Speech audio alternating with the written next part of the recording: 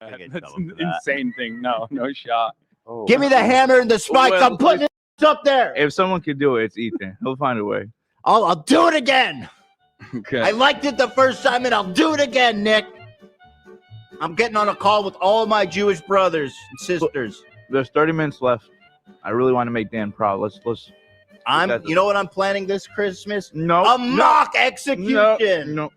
of Jesus Christ. No. Dedicated to Nick Fuentes.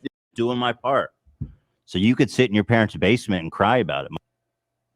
Yeah. And I'd do it again. Give me the spear. Uh-oh. I'll do it again. You're going to piss off the weird hysterical nerds, dude. Good. If Jesus was here on a cross, I'd spear him. No. Alrighty. That'd be funny if he got banned for that. That's an insane thing. No shot. Give me the hammer and the spike. Okay, we've seen enough of that. I didn't realize it started halfway through. Barf emojis. Like every stream now is starting off with a gag reflex. Whether it's at least we have a bunch of options in the gag vomitus bag, so to speak. Trudeau, Press Secretary Jean-Pierre, Biden, Kamala, Chrystia Freeland. Now we're adding in Ethan Klein. Because, the best way to respond to what people are referring to as anti-Semitic vitriolic rhetoric is to come out with stuff like that, because that's quite clearly absolutely beyond reproach. You can't get angry at that because they're joking. But when Kanye comes out and either sincerely, as a troll, or as a symptom of a mental breakdown, comes out and says things which are objectively offensive, there it's outrage. But when it's jokes, it's not. And the irony about that edginess, which we've seen time and time again from Ethan Klein, it's not edgy, and it's not even new. Sarah Silverman had a bit. I'm going to get in trouble, I think, for this, but we'll see. Now, I'll say this. I don't think anybody should get canceled for that. Sarah Silverman's delivery is good. Her content, her substance has been good in some respects. I don't find that funny. I don't find it outrageous to the point where people should be canceled. What gets me in all of this, and we're going to get into it today because we have Carl Benjamin on. This is like, I say it's surreal because it's just such an evolution of the existence on the interwebs. I now get to interview a man whose legal drama I was covering 3 years ago, pre-COVID. I don't have any problem with edgy, offensive, outrageous, over-the-top humor. I don't find those particular bits funny. The context makes it somewhat less funny, more antagonistic. It's the hypocrisy, or as some are going to call it, the hierarchy of the jokes. Feigning outrage, but when they do it, it's a joke. When their enemies do it, it's unforgivable, cancel, destruction, deplatform, unperson. When they do it, it's a joke. It's satire. Okay. Barnes and Carl are in the backdrop, people. You may have noticed, yet again, one of the symptoms or signs of evolution on the interwebs. There was a thing that said this stream contains a paid promotion, and it does, people. And today, it'll be different tomorrow, but today, it is the air filtration system in Viral Cleanse Pure. Christmas is around the corner, which means most people are going to have family members visiting them, which means that they're going to have dirty, filthy, germ-infested children running around the house, sneezing their boogers, touching all the crap. For those who know that you need a high-quality air filtration system, it doesn't require much selling. You just have to make sure you get the good one. This is the good one. For those who don't know that you need one, there could be nothing more important than the air that you're breathing. Germ-free, volatile, organic, compound-free. In Viral Cleanse, we had a filter back in Canada. It was a piece of rubbish, and it wasn't a cheap piece of rubbish. In Viral Cleanse filter is what you see here. A big fat HEPA filter in the front, a patented technology in the filtration system, which has minerals which neutralize VOCs, volatile organic compounds, odors, chemical smells, bacteria, germs to smaller than the coronavirus. Not all home purifiers are made the same. Viral Cleanse is used by the military. That may impress some of you. That may not impress some of you. Doesn't matter. I'll take for granted if the military uses it on submarines, it's good. It's in 300,000 schools across the United States. Holiday season is coming up. Keep those filthy germ bag children, if you have children, you get used to it. We're going to talk about that today as well. But it will keep your family safer. Very quiet, beautiful, sleek, matrix-looking thing. ekpure.com, Enviro Cleanse. ekpure.com, promo code RUMBLE. 10% off, free air quality control. And I thank the sponsor for having the audacity of sponsoring the Hinge Fringe Minority, who interview people with unacceptable views. And as far as the hierarchy goes of people with unacceptable views goes, Carl Benjamin is high on that list. And I swear to you, I've dug into his past. I've known of Carl for years. At first, I knew what I thought of him based on reputation, based on hyperbole. I can't think of anything that can possibly justify the reputation that some people have given to Carl Benjamin. It's going to be fantastic. Barnes is in the back. Okay, so we're going to bring in, I'll bring in Barnes first. Then I'm going to bring in Carl, see where he goes in this. Nope, Carl does not go on the bottom. I go on the bottom so that when I bring in chats, get a real job. Community trust, this is my real job. I was fishing this morning for an hour, listening to a Carl Benjamin interview, caught 5 small bass, and I'm like, this is a fortunate existence to have this. I get to learn as a job, and then I get to interview people about whom I have learned as a job. Carl, for the 2 minutes that we saw each other before, I said, it feels like we know each other already. I've been following Carl for 5 years now. Carl, just in case anybody doesn't know who you are out there, 30,000-foot overview before we really get into it. My name's Carl Benjamin. I became famous because of Gamergate, and I now run a website called lotuseaters.com, and on YouTube and Rumble, you can find us at the podcast of the Lotus Eaters. And that is Lotus Eaters, people. It's in the pinned comment, whatever. I mean, we're going to get to it, but what does Lotus Eaters even mean as a concept? I know I should know it, but I don't. No, it's honestly one of the main problems with the internet these days is actually if you're going to start a business, well, good luck finding something that isn't taken, right?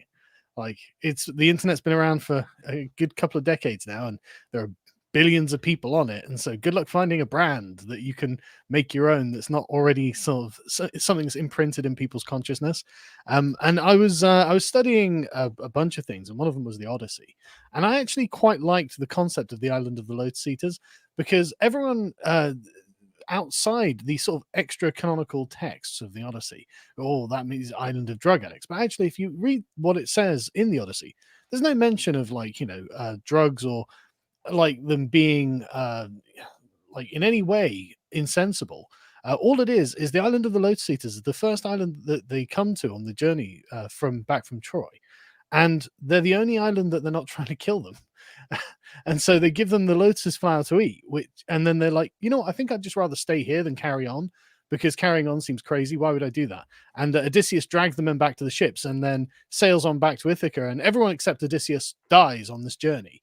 And so it felt like just a reasonable metaphor for what's happening at the moment. Like there's currently a global elite that's dragging us back to the ships, and no, we're going to this destination. It's like, yeah, but I've got a funny feeling we're all going to die on the way, and I actually would just rather stay where I am right now. Actually, I don't really want to go with you, and we don't seem to have that choice. So that's the inspiration for it. Now, I knew you as before Carl Benjamin. I didn't even know Carl Benjamin existed. I knew you as Sargon of Akkad from various cultural commentary and the rest, which was fantastic. What was Gamergate? What inspired you to get into the space of making commentary? No. And why Sargon of Akkad? Okay, so I'm old, as you can see by the white beard, and like we're the sort of same generation, in fact, aren't we? And it was just a common thing that the internet back in the day was kind of an unknown frontier, and it wasn't really safe. So you didn't put your real name on the internet. And so this was, when I was like in my 20s, it was just a gamer tag that me and a friend of mine used to use. Gilgamesh. I used Sargon of Akkad. It was, just because I was a fan of the historical time period. And I didn't think anything was going to come of me starting a YouTube channel. And so I'd started it in like 2010, but I didn't upload anything for like 3 years because I wasn't, I didn't even know that there was, a space on YouTube to be a commentator really. And I had no desire to be one. So it was just something I could use to subscribe to channels. And then in 2013, I noticed that, insane feminist activists were invading the gaming space in which I operated. And I was just kind of frustrated by it because I thought that their arguments were, well, illiberal. And so I started making videos just being like, look, these are things that are wrong. And about, I don't know, I had like something like 20,000 subscribers. And then about 6 months in, Gamergate started. And I could see that Gamergate was a reaction that I was trying to talk about, that it was a bunch of blue head feminists who are like, well, men are evil, video gaming is evil, and anyone who partakes in it is obviously a misogynist. And I was like, okay, I mean, it feels quaint now to say it, now that everything that we know about where this ideology has come from, what its intentions are, and what its end state goal is. It just, at the time, and I do look back and think, oh, we were naive. At the time, I just thought they just didn't really understand what they were talking about. And so I was trying to explain from the liberal perspective what I saw the world to be. And then my challenge kept growing from there, basically. That's where I learned that you were apparently an alt-right. I don't know if they used the term incel at the time, but definitely misogynist. And we'll get into the Gamergate thing in a second, but we got to back up a little more. How old are you? I'm 43. When do you give your birth date out? Well, it's 1979. Okay, I'm just wondering if I'm May 1979, and am I older than you? Or younger? I'm younger than you. Yeah. Yes. Okay, good. But I've got a more white beard than you. So. Yeah. Well, that's I got a circle over there. Yeah.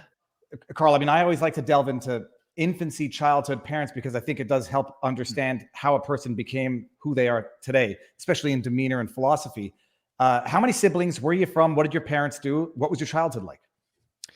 My dad was in the RAF since before I was born, and we grew up therefore moving around on different military bases.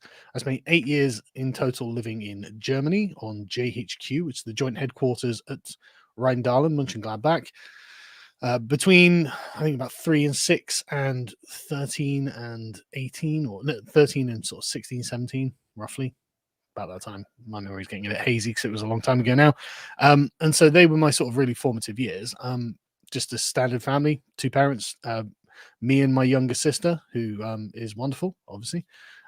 My home life was great. My parents were broadly conservative, but not very ideological, thankfully. And so they were not really interested in politics. But because we grew up in a military family, you are, and also a lot of it outside of the United Kingdom, you become, I suppose, what you'd say is more patriotic and more attuned to what is your own culture in comparison to what is the foreign culture you're constantly in contact with. So it became, when I moved back to the United Kingdom, obviously I didn't think anything of it because I was in like 17, 18. But as I grew older, it became apparent that there is something wrong with the culture in the United Kingdom at the moment. It's kind of poisoned, I would say. And it's not right. And you didn't get this in the sort of 90s and early 2000s, in the military culture at least. I mean, you get it now because obviously it's everywhere. But it was just kind of the sort of stock patriotic environment that you would be in. You know, we had British flags around because we were living on a base in Germany, and whenever you went into the German community, you got a very sharp distinction between what was the British base and the German community outside of it, because we were living on a colony, because Germany had lost a war. And so you got a very clean and clear sense of what was foreign and what was not foreign. And so coming back to the United Kingdom in the late 90s, early 2000s, the Labour government took over and they started to try and essentially erode the concept of Britishness and erode the sort of concept of the distinction and particularness of our country as compared to Europe and the rest of the world more widely. And I suppose that's why I occupy the kind of political space that I occupy now, because I can say from firsthand experience, we are different to them, and them being the Germans or any other foreigner. You know, and any country has a different culture to another country, and it becomes obvious when you know what you're looking for. Do you think if Gamergate never happens and all the things related to it, in the sense of this attempt at cultural monopolization by by the woke elite of every single instrument of cultural transmission that exists? They weren't just satisfied with media control and Hollywood control. They had to invade comics. They had to invade Star Trek. They had to invade Star Wars. They had to invade Marvel. They had to invade even video games. Do you think if that had never happened, you would have gone on your political path, or do you think you may have never gone on that political path? I think that there's probably not a future in which the woke left can operate and not try to colonize every space in which they see life, energy, and problems, right? And the things that are problematic. So I can't imagine that we can I can't really envisage a future where there are a bunch of woke feminists colonizing comic books and saying, well, actually, we won't worry about gaming, we won't worry about films. I think they're compelled to colonize everything they can and try and pacify the world for social justice. But I think I probably wouldn't have been let's assume though that they hadn't gone after the hobby I was into. I find it hard to believe that I would have just continued on with my life without somehow coming into contact with this extreme left-wing philosophy, because it's just so aggressive. It wants to monopolize every space, and so it's hard to believe I could have just continued on with my life without experiencing it. And I suspect that it was. I mean, I find this sort of social justice ideology so antithetical to my own values that I would have felt morally compelled to push back against it. So I imagine I would have ended up on this path somehow, to be honest. Carl, I got to do this. I hope you don't find this too uncomfortable. Have you read your Wikipedia page recently? I mean, you have to. This is when you say that you don't think they wouldn't have infiltrated something you did end up loving to get you politicized. Yeah. This is what I initially. It wasn't like this when I initially read it years ago, but this is how people who don't understand how infiltrated Wikipedia has become would understand you. Carl Benjamin, also known by his online pseudonym Sargon of Akkad, is a British far-right anti-feminist YouTuber and political commentator. A former member of the Eurosceptic right-wing UK Independence Party, he was one of its unsuccessful candidates, yada, yada. During the Gamergate harassment campaign, Benjamin promoted the conspiracy theory that feminists were infiltrating video game research groups to influence game development. Since Gamergate, he has focused promoting Brexit, criticizing feminism, Islam, identity politics, as if that makes you far right. And sorry, just to interrupt. I actually agree with all of that. Well, I say it's the far right okay, I guess it's the far right story. It's hilarious.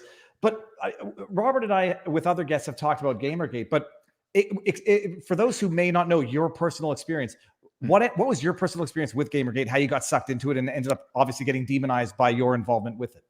Yeah. Well, before I answer that very quickly, I think it's important to note that terms like left wing, center, and far right are relative political positions, right? And so, if you are a left wing extremist who thinks that the entire world around us is irredeemably corrupted with white supremacy and patriarchy and is a colonialist oppressive regime that is holding various minority groups down, then yes, you will see a sort of more conservative perspective as being, quote, far right. But that's only because of your particular distance to the left from where a reasonable group of people cluster.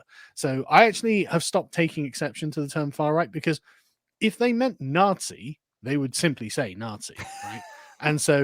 And also, I mean, I consider fascism and Nazism an extension of socialism, and I'm very much against socialism. So if they meant Nazi, they would say Nazi. And so when they say far right, I just think, right, okay, you're a really left-wing person. Got it. I understand. And the rest of it, honestly, was fairly accurate. I do object to all of those things, actually, in pretty much the terms that they say. And so, I don't see them as being bad things, So they weren't using any derogatory labels there, really. The only thing that, one could really take exception with, I think, is far right. But again, I don't even take exception to it these days. So, well, no. In defense of me, harassment campaign implies something that didn't happen. Conspiracy theory that feminists were infiltrating, which is why you'll explain what actually happened, because they refer to it as a conspiracy theory. Others might just understand that that's actually what happened. It was a conspiracy fact, actually. It was a theory, don't get me wrong, because I was just reading their research papers, and I can't, you have to forgive me because this is like 2014, so it's quite a long time ago. I can't remember the names of the academic feminists involved, but people gravitate to the subjects in which they're interested. And so you get a very sort of fairly narrow slice of academic feminists out of all of them that essentially agree on basically the fundamental premises of what academic feminism is. And you get a slice of them that are interested in, video games. And then you get a slice of them that are interested in comic books. You get a slice of them that are interested in yada, yada, yada. One great YouTuber I'd recommend is The Fourth Age, who goes into the academic feminism that's infiltrating the comic book industry. It's not my speciality, but he's fantastic, and I love all of his videos. So I was concerned about what was happening in video games at the time. And so I just went and read their papers because, of course, these things being so remote and cloistered and away from the mainstream, at least when they were writing them, they're just online. You could just find them. It actually wasn't hard to get them at all. And so I got them, read through them, made a bunch of videos explaining, look, they're planning to essentially launch some kind of feminist jihad against the video game industry. And lo and behold, we went through a feminist jihad in the video game industry in about 2012. And then in about 2014, it became so insufferable. I think Gamergate at the peak probably had about 50,000 people who were just like, look, we are just sick of your moralizing. Let us play our video games in peace and leave us alone.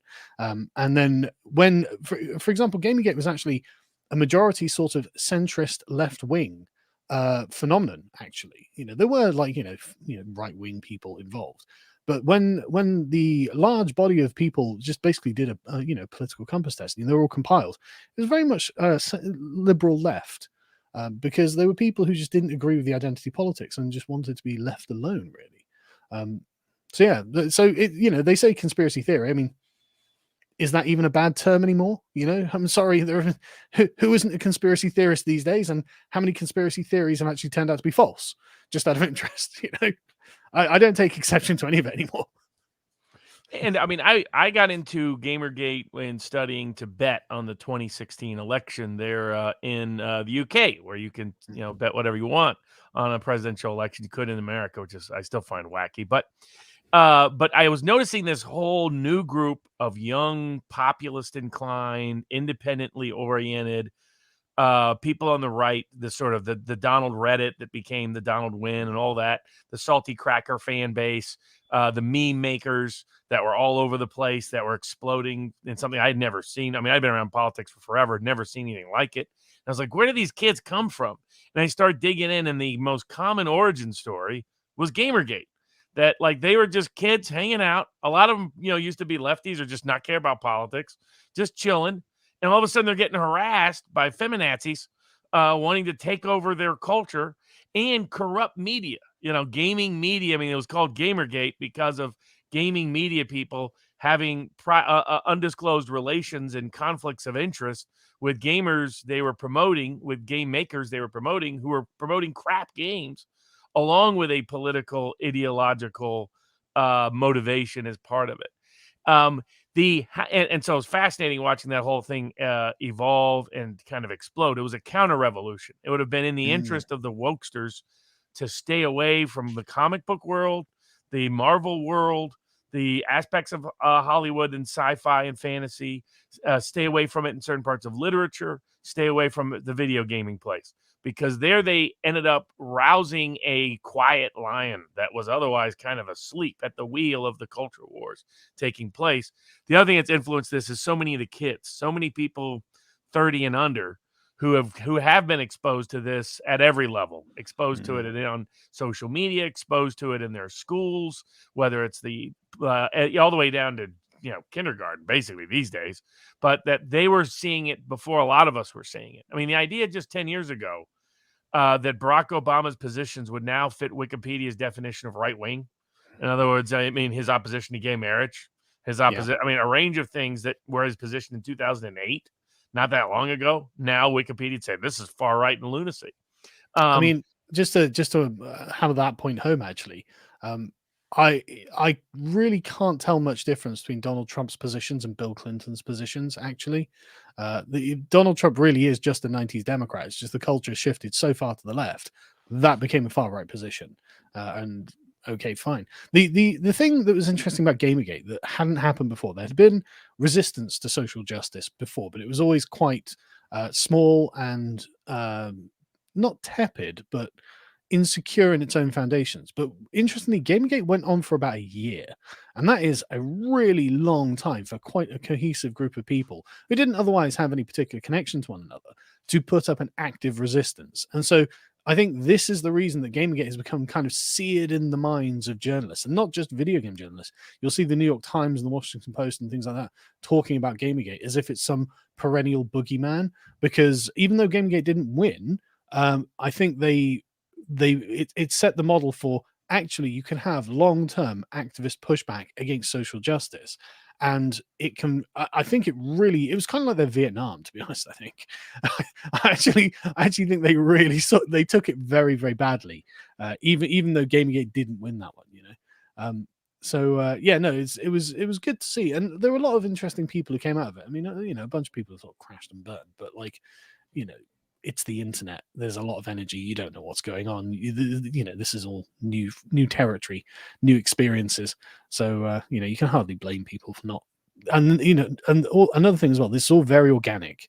Like no one was like trained or had any kind of preparation. No one went to these debate clubs. They're not from impressive universities. These are all just regular people who are like, look, we've just had enough of this, and we're not taking it. And we know the kind of people you are. You're sort of vicious vipers, and we're not having any of it. And so the fact that people sort of held on for at least a year, I think, is very impressive, actually. Yeah, and the other thing is, like, before my stepson, I was a skeptic of games in general. And I thought that was something, dropouts and potheads play. That was kind of my stereotype of it. Was not, I mean, I liked video games as a kid, like the arcade games as a kid, but, in limited dosage. I thought otherwise. But my stepson loved it. I mean, just absolutely was really found a home there and the rest. So I did more research. And what you find is that a lot of people that play those kind of games actually have above average mental acuity, develop a wide range of social skills. And what was most fascinating to me was he was finding a community he could connect to and relate to when he'd been through a lot of transitions in his life. And it totally changed my perspective on video games. I mean, I don't know if Viva's already a fan, so I don't know if he's teaching his kids to love it as well. But and that was the other thing that was so offensive about what they were trying to do. They were trying to ruin something that was a good space for young men, especially, who are being widely attacked or being disconnected economically in the Western world, their economic opportunities being stripped, their marital paths being rerouted and diverted, drugs being just dumped in their communities en masse, particularly in the working class regions that used to have industrial employment, their neighborhoods collapsing, their families falling apart in terms of their mother and their father. And here was a space where they could have fun, they could have meaning, they could develop skills, they could find community. And now it's being attacked by a bunch of wokesters who know nothing about it whatsoever. What was your original? Go ahead. Yeah, well, the thing is, I've actually, as I've grown older and become a father myself, I do actually come in a sort of concordance with your initial point there. Is that it is a waste of time to play video games, right? You're not getting anything productive done. And so I view video games these days as something you do after you've done your work. You go, you work hard, and then in the evening, after you've had a long, hard day of work, play a video game for an hour or two. That's fine. But there is also the flip side to this, which is people who essentially pathologically play video games and spend all of their time on video games and actually don't get out of the house, actually aren't getting sunlight, aren't getting social interaction, aren't learning new skills, aren't reading books.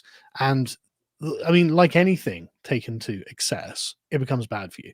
So everything within moderation, but there's nothing wrong with video games in and of themselves. It's really about, again, with most things, it's about how you interface with them. So just to make sure that I don't come across as being excessively permissive there, because I'm actually a total tyrant with my own kids. My son gets to play video games for a couple of hours on the weekend, assuming he's good all the way through the week, which makes me more tyrannical than the Chinese government, actually. But I feel like I should be. I say that nothing brings out the hypocrite in an adult like becoming a parent. For anybody who doesn't yet know, I'll break the rules all day long, but the second my kid swears or puts their feet on the table or is unclean, I leave drawers open all the time. Kids do it, parents get mad. Yep. We're going to move over to Rumble right now because I got the question about your first. You got canceled to some extent before it was cool to get canceled. Yeah, Everybody, you're the reason locals exist. It's Yeah. It's amazing. So we're going to move over to Rumble now exclusively. So I'm just going to end on YouTube. See you all over there. Actually, right after I just bring up this super chat that just came in on the bottom here. Sargon, your keto Sharia has no hold on us here in the CCP Canadian province of Poutine. The corpse diet of mankind can sit on the golden toilet all at once. All right. Well, hey, and with, look, all I'm saying is you can't deny the results, right? You know, I've lost a lot of weight and I feel really great. So I'm just saying it worked for me. we are ending on YouTube, going to Rumble. 3, 2, 1. See you all there now. All right, Carl. So Yes. you got canceled or deplatformed really before. I can't put the timing on it. It was, I think, Robert, it was before Alex Jones was deplatformed. It was right? after Alex Jones, I believe. No, I think it was before. and I think man, it was before. was it? I mean, let's see. Jones Yeah. was fully deplatformed in 2018, August of Yeah, I was 2018. 2017. Yeah, you're right. You were before. Yeah, you were It's before crazy. Jones. That's right. Because it's an amazing thing where you were booted from Twitter, and that's, you know, there's other platforms. You were booted from Twitter and then booted from Patreon, as far as I can recall. And people didn't know what happened back then. You disappeared, and it allows everybody to continue besmirching you, defaming your good name, and calling you whatever you want whatever they want in your absence. I think I know what you did. What did you do to get booted from Twitter before it was the rage to boot people from Twitter? Right. So in 2017, a movement arose, or 2016, I think it was, a movement arose called the alt-right. This is an openly, avowedly white nationalist movement that was essentially the counterpoint to social justice. It believed in white identity politics as opposed to social justice's anti-white identity politics. And it wanted to engage with social justice on its own terms. Obviously, this is not something that I've ever done. I've never supported the alt-right. I've never been a white identitarian. I can't imagine that I ever will be. And so these people saw me as a kind of gateway into a large audience that they were hoping they could rally to their cause. And so they began a harassment campaign against me, which got quite bad. I mean, my wife essentially had to leave the internet because these people would go and harass her. And I was under quite a lot of stress. They were attacking me in every way they could. And so I would just insult them back in ways I assume they wouldn't like. And I decided to call them the K word on Twitter one day. And Vijaya Gad was like, no, you can't insult the Nazis like that. And that's how I got banned from Twitter. So you called a Nazi a kike. For those who don't know, Yes. kike is the bad word for Jew. Apparently, the origin might be, it means German for Kika circle, because that's, I don't know. Oh, I don't know. Yeah. That's one of the urban legends, like WAP for Italians stood for without papers.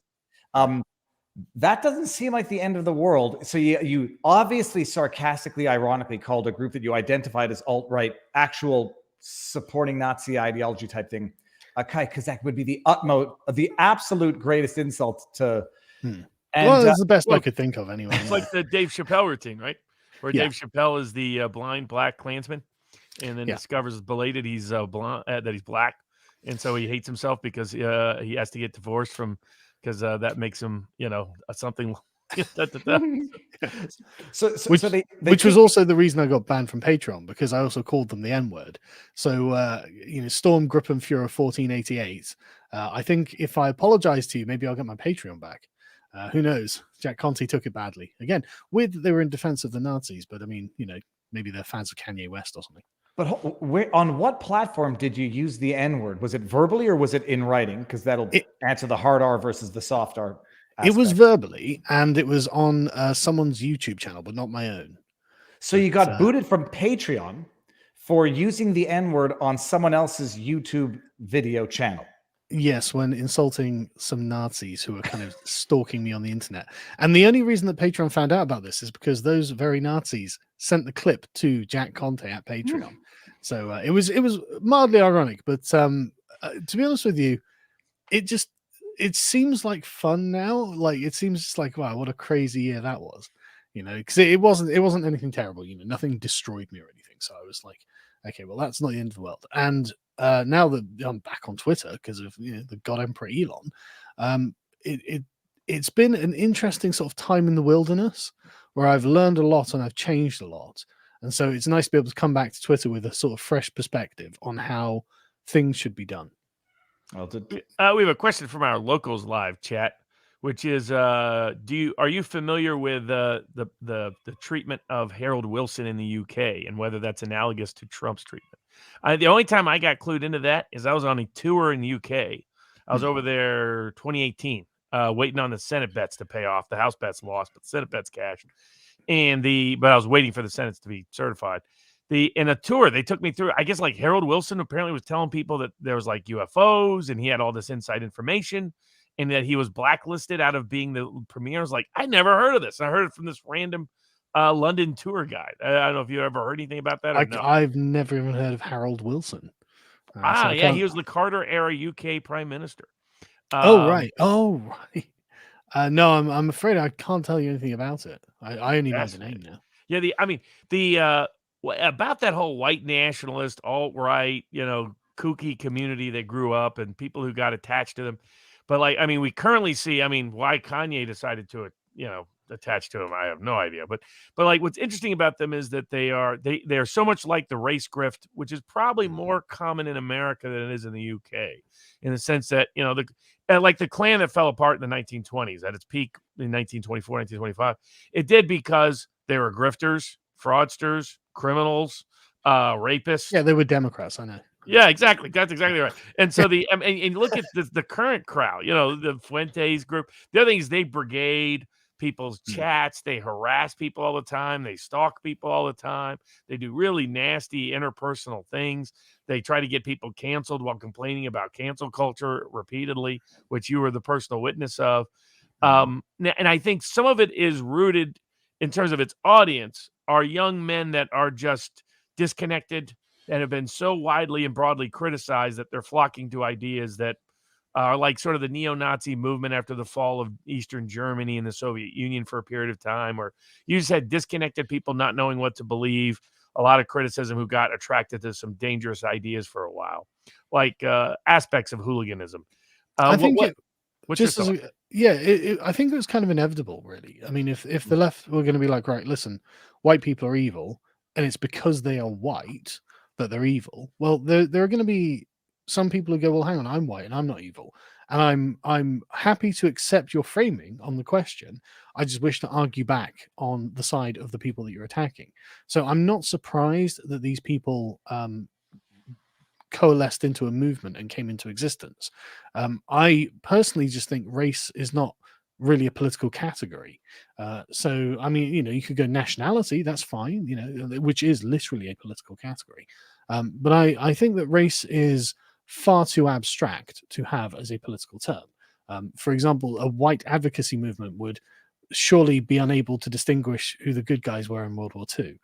Which is presumably why Kanye West is currently out here saying that he loves Hitler. Whereas I'm, as an Englishman who grew up in a forces family, occupying Germany because of the war, obviously we don't love Hitler in England.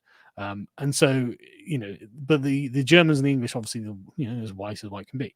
So it's not, it feels very much like a colonial pathology to have these kind of racial advocacy movements.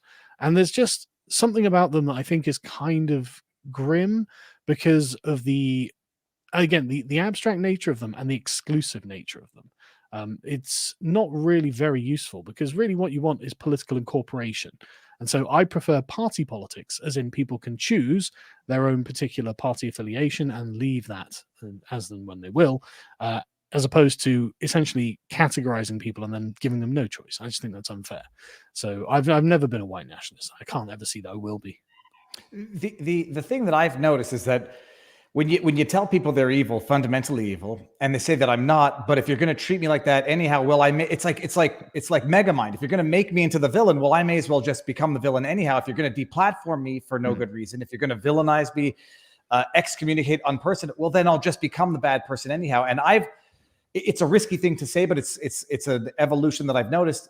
I've seen now how extremists, so-called extremists and actual extremists can actually be cultivated and not born, which is where I see some potential explanation as to how people are being driven to these extreme ideologies, where others, I wouldn't be driven to hurt somebody. I'll stay in the middle and say, look, I'll take the abuse, but I won't be driven that far. But other people are not of that persuasion.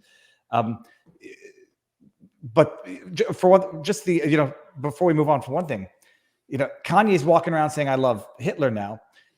Back in the olden day, the internet used to be for edgy humor.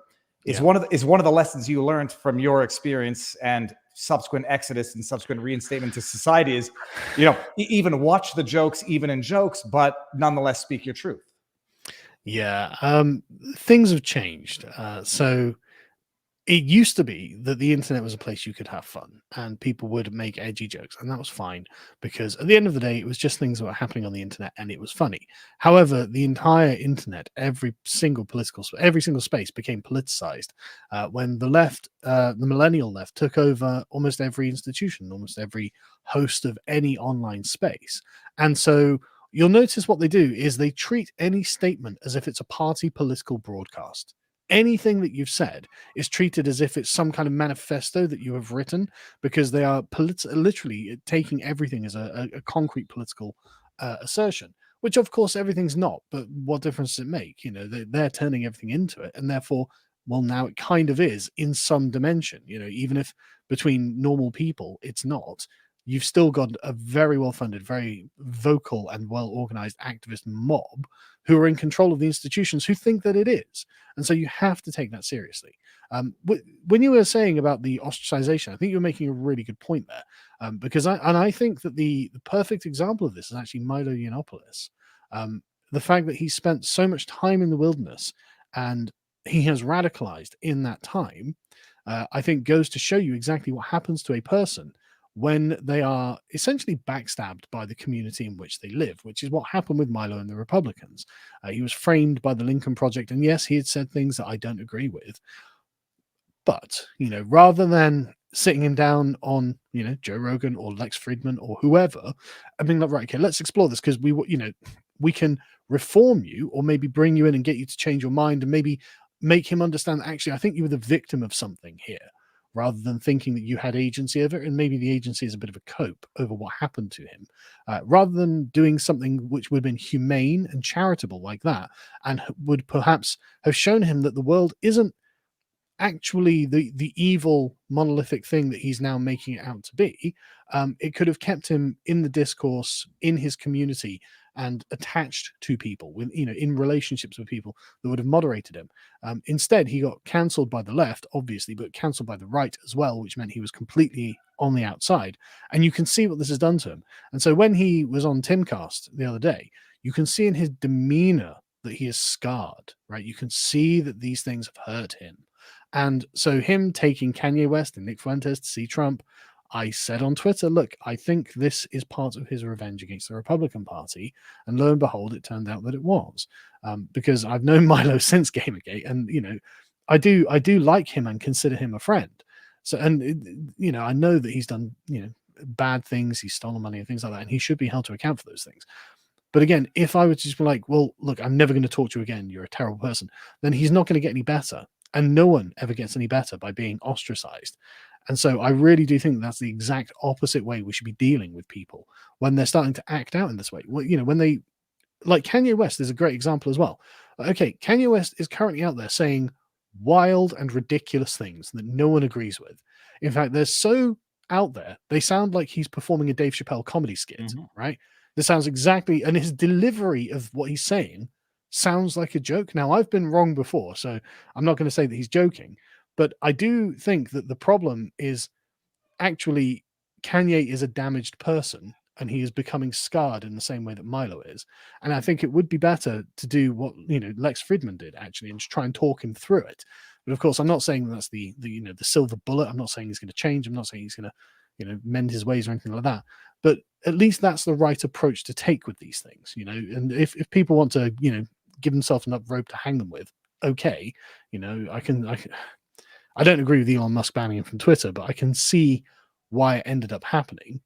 But at least the olive branch was extended, whereas I feel that that's not being extended to too many people. And I think it's just dangerous. And I think it turns people into the monsters that they're being told that they are. And it doesn't have to be that way.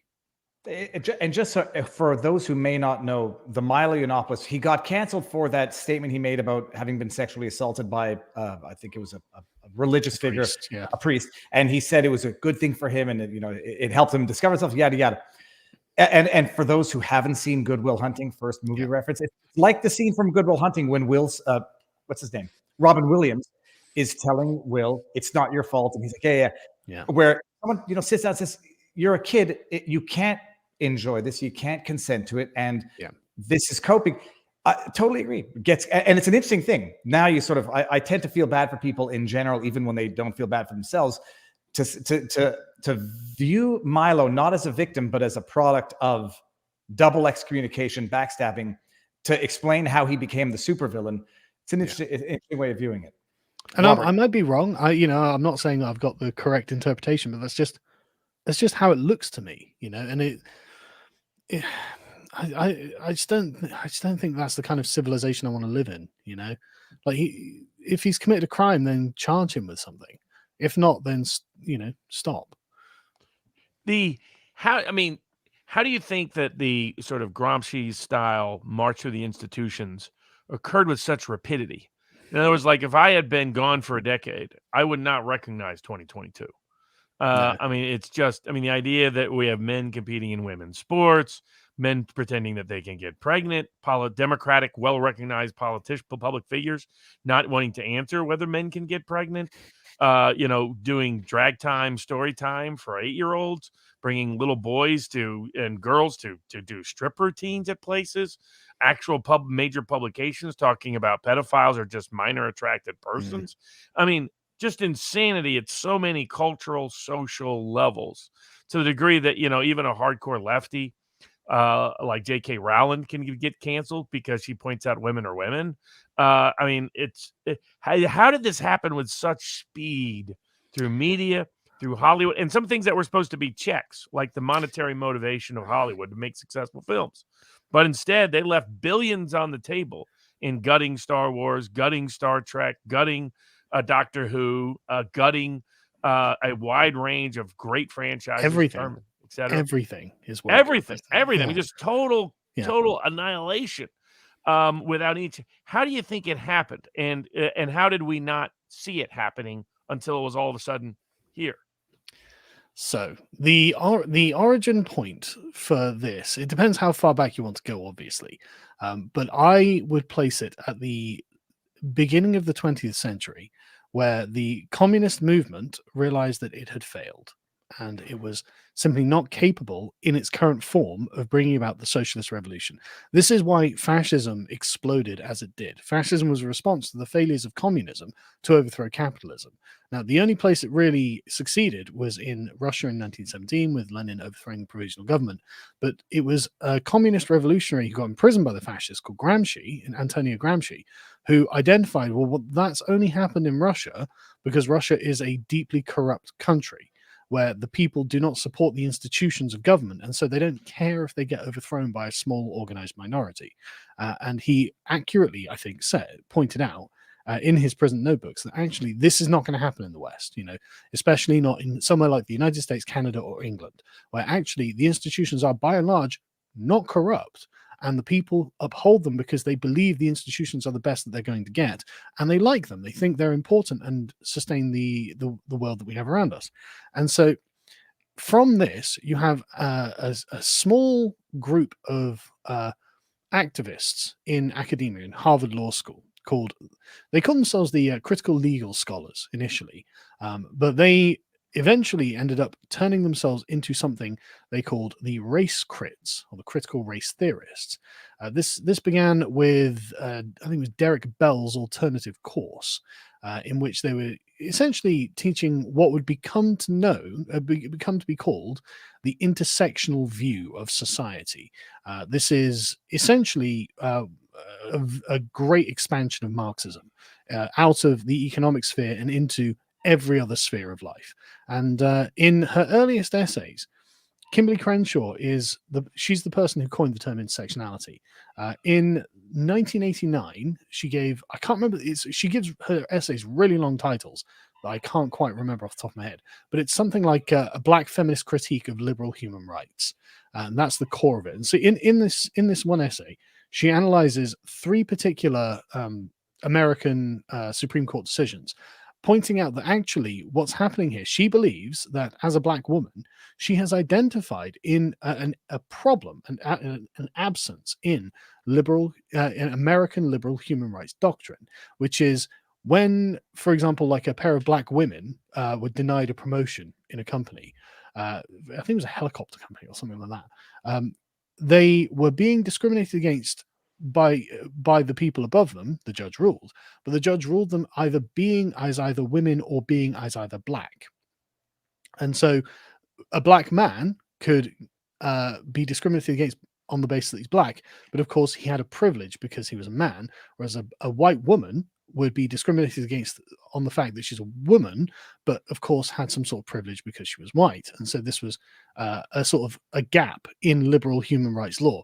And all intersectionality does is chain these together and says, well, actually, what about a black woman who isn't privileged in either one of these ways and is discriminated against in both of these ways? She actually has a worse level of discrimination and things are worse for her. And as soon as you start taking on this attitude, you realize, oh, this is a key weakness in liberal human rights doctrine, because what they're doing is staying within the paradigm and essentially warping it into something it's not intended to be. And so from this, she writes an essay in 1991 called Mapping the Margins, where she continues to expound this point of view. And then this is where intersectionality is properly formulated. And in the conclusion of that, she's like, look, we can use this. In this essay, she explicitly cites Gramsci, because Gramsci's position was, look, we can't overthrow capitalism in the West while the society is strong enough to support its own institutions. He has a nice way of framing it. He says, look, when we attack the state and it trembles, behind it is revealed a strong fortification and rampart of society. And so it's the society itself actually we need to overthrow in order to be able to bring about communism. And so Crenshaw's like, that's a great point. And actually we can use this weakness in liberal human rights legislation to attack the society itself by promoting minoritarian interests. And what we can do is find the intersection between being black, being a woman, being gay, being trans, all the other identity categories that we see now. And she openly postulates in the conclusion to this essay that we can form coalitions of marginalized groups in order to strengthen their political voice and hopefully overthrow the regime of the white, cis, hetero, patriarchal norm of capitalism in order to, using their own logic, in order to hopefully bring it, and it's always very speculative. They say things like might bring about a better future. It's like, okay, well, we might, oh, brilliant. That's such a secure way of overthrowing society. And so this is, I think, why it's been so unbelievably quick, because it's using their own internal logic. And all they do is essentially expand a concept to mean its antonym. So you can take any concept, like racism is at once a person's opinion, which is located within yourself, but it's also objective and outside of yourself. And there's no one person who's responsible for it. So you've got two opinions that are openly contradictory, two definitions that are openly contradictory that have been compressed into the same thing. So it allows them to pivot at any point. And so using your own logic, you care about human rights, and now they can just collapse all of that down and rush through all of the institutions. And that's, I think, why that's happened. I had the question. I'm sorry, I had to answer the doorbell. Carl, it's all this entire state of reality, the intersectionality, the entire thing is based on victimization and the pride and the value that comes in being a victim. The success is predicated on people finding value in becoming a victim. When did that become the virtuous, valuable aspect of an identity? I presume historically, being a victim in eras of true war, nobody wanted. Nobody was too sick to fight. Nobody wanted to be the injured soldier who had to be taken home. Where the old expression, "Hard times make hard men." You know the expression. When culturally did being a victim become the utmost of value as a defining element of one's identity? The U.S. Civil Rights Act. When it became a method to gain political power, because before then, of course, being a victim wasn't a method to gain political power. And so from that point onwards, you could argue that, in fact, your special status as a victim entitled you to a kind of privilege in order to kind of level the playing field. And so as soon as you have power in the victim status that can be used to advance one's own position, then that becomes a currency. And whatever you incentivize, you get more of.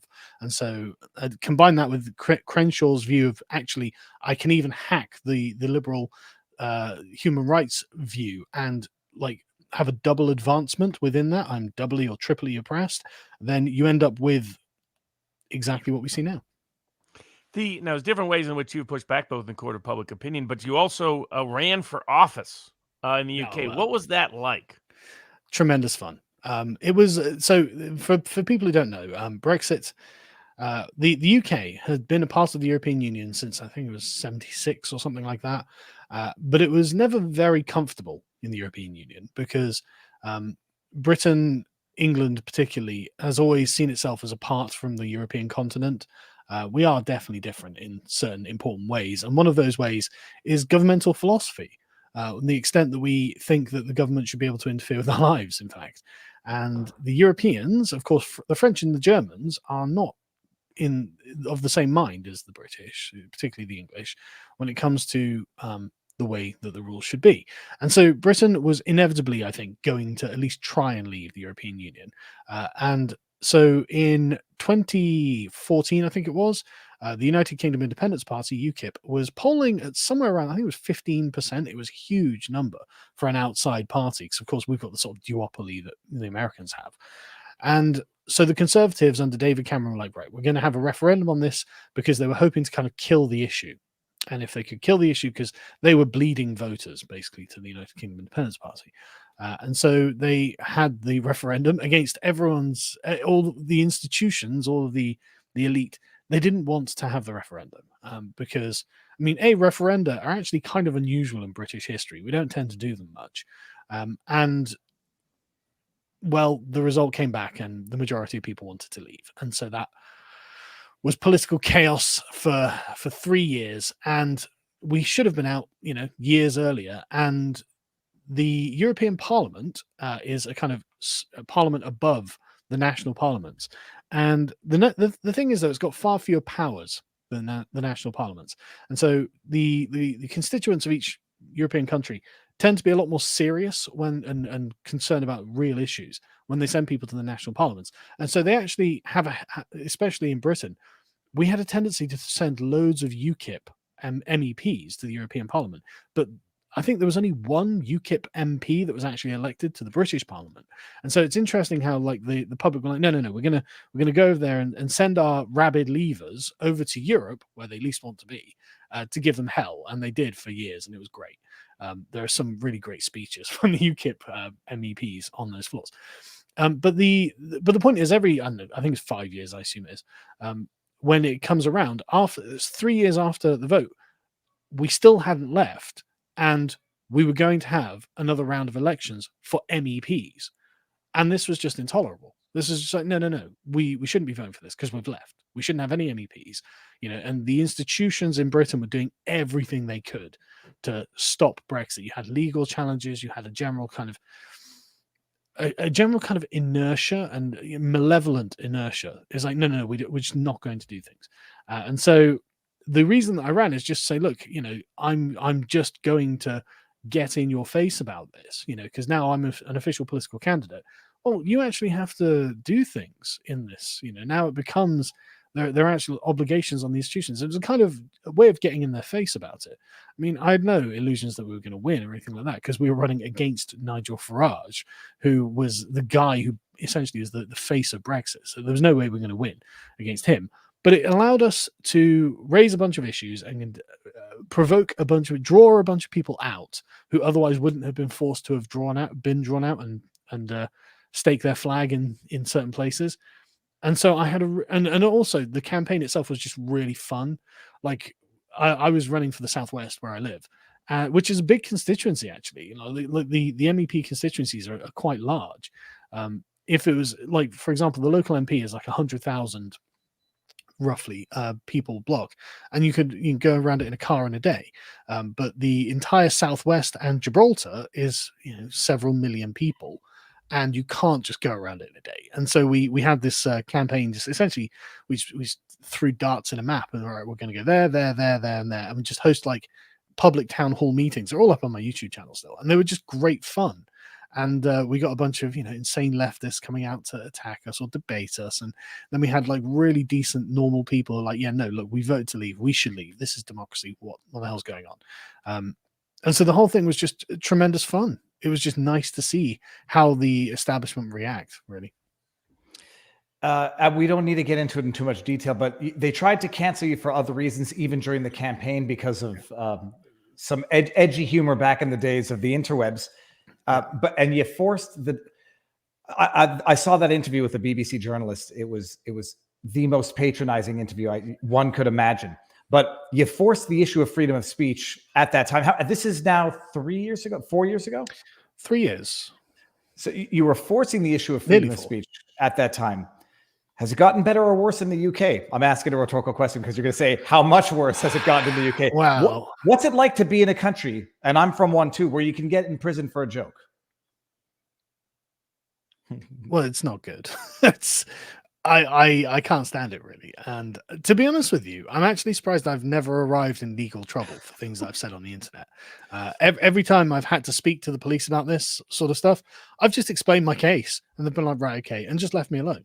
I don't know whether it's because they're like, oh God, this will be a lot of trouble. It's not worth our time. Let's just go after some person with 3 Instagram followers who posted some rap lyrics. Let's arrest that person instead. But there are thousands of people a year who are arrested. Some are jailed, and a lot are fined for literally just things they post on the internet that are deemed offensive. So it's like, right, okay. It's not great. I mean, Count Dankula being the example, he had like 3-4 YouTube followers who are just his mates, puts up a video that is just a shitpost. It's an obvious joke. And I won't recount the story because I'm sure everyone knows it, but and so that went how that went. And so, I mean, it's not great. I can't understand why we've been ruled by conservative government for 12 years now, and they have just continued everything that the radically left-wing Labour government brought in. And it's this is what's most disappointing about Boris Johnson, is that he knows the problems. I think in his heart he is a British patriot, and he had just the unbelievable majority to be able to reshape the country in whatever fashion that he wanted. Because in Britain, Parliament is sovereign. Parliament can literally, it's got the power of God. It can literally do anything it wants. And so if you've got a whacking great majority in the Parliament, which Boris did with 380 seats, which is way more than half, he could have just passed legislation after legislation, just fixing everything. And if I were in charge, I'd have had all of this solved in a week. I'm like, no, that's gone, that's gone, that's gone, that's gone, that's gone, that's gone, that's gone. And boom, we're going back to how things were before the communists in Labour took over. But for some reason, our Conservatives have absolutely no spine. Probably because they're a WEF-occupied party at this point, as you can see with Rishi Sunak being installed and not elected, which is why they're cratering in the polls. And for anyone watching, go and support the Reform Party. That's Nigel Farage's Brexit party retooled into the Reform Party. They are, we actually, Bo, a resident historian at lotus.com, just did an interview today with Richard Tice, who's the leader of the Reform Party. And he's, after the interview, I was like, so how'd it go, Bo? And he's like, mate, he's with us on every point. It's like, great, fantastic. He's actually like a populist alternative to the WEF Conservative Party and the WEF Labour Party. So, everyone in Britain, just support the Reform Party. It's the best shot we have at the moment, I would say. Yeah, I use Britain as an example to some of my concerns. A bad example. Yeah, well, exactly. As a warning sign, because historically UK politics and American politics tend to move together. I mean, this goes all, Margaret Thatcher signaled Ronald Reagan, the collapse, John Major signaled the collapse of the Bush regime. Tony Blair was a lot like Bill Clinton in certain respects, at least by image and presentation. The ability of conservatives to hold on was a reflection of the decline of the Labor Party that was like the decline of the Democratic Party policy-wise in the United States, that Obama, his personal appeal just hid for a little while, and Brexit presaged Trump. But what I've told people, like, there's a argument here within the institutional Republican Party that their only problem is Trump. They just get rid of Trumpism, they get rid of Trump, they get rid of populism, then they will have the presidency and the House and the Senate and the governorships. And I keep saying, what's the problem then in the UK? Because we see what Romney-style, Bush-branded, milk toast, meal mouth conservatism looks like in the UK, and the UK working class want nothing to do with it. So much so they're willing to vote for a Labour Party they still despise and dislike. Well, just a quick thing on that. Actually, one of the interesting things is that the Conservative Party voters, the people who would vote for the sort of the patriotic platform offered by Boris, it's not actually that they go over to the Labour Party. It's that they just decide we're not going to vote at all. And so the percentage-wise, it looks like the Labour Party is gaining a huge percentage. But actually, in raw numbers, what it means is there's going to be exceptionally low voter turnout in the next election. And Labour will win purely because the patriots are just going to stay home. Because they're going to say, well, no, I'm not voting for any of that. I'm not having it. You get what you deserve. You know, you get crushed. The Conservatives get crushed because you betrayed us, basically. And I think there's a lot of merit to that. And like with the sort of the MAGA movement, I view that as a genuinely authentic voice of the American people. You know, I really like the MAGA crowd, and they seem to be just diehard American patriots, like with the Canadian truckers, in fact. You know, I view this as the authentic voice of the average Canadian compared to, of course, Trudeau's liberal elite. And so watching what the elite do to these movements is kind of heartbreaking to me, because whenever I speak to any of these people, they just remind me of my family, because I don't come from a posh family.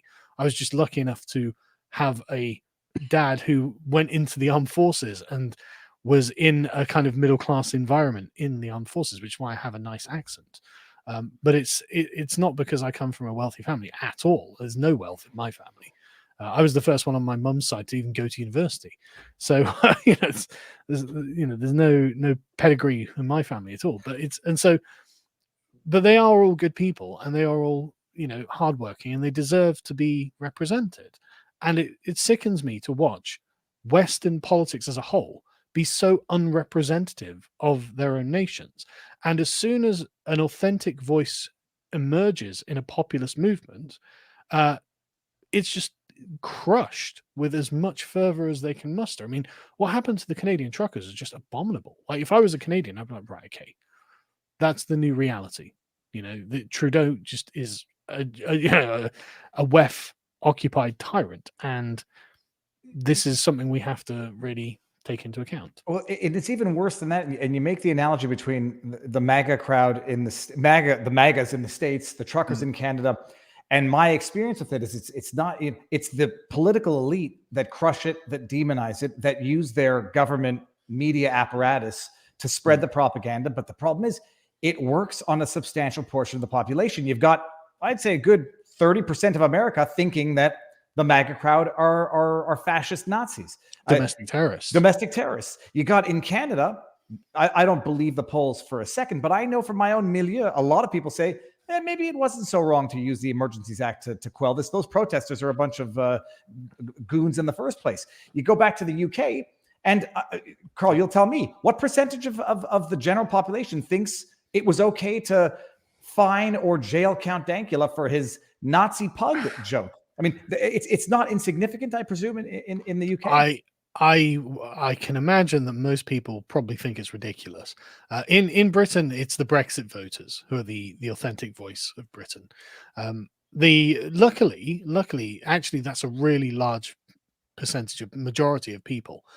Even those people who voted Remain weren't necessarily against Brexit. They just were unsure, and so they thought, I'll vote status quo just because everything seems okay. Brexit, honestly, is a kind of an English phenomenon, because English radicalism is always based around the idea of the sovereignty of Britain, the sovereignty of England. We shouldn't be ruled by a foreign country, because we haven't for 1,000 years. And so that really is embedded deeply into the English psyche. And so it was actually a really large percentage of people that, even though they may have voted Remain, they were like, no, we voted for Brexit, so we're going to do that now. And it's settled nicely with a large percentage of the population, I think. Are you following the World Cup at all? I mean, I did like the English fans who dressed up as Crusaders and didn't realize that in Qatar that might not go over well. They no.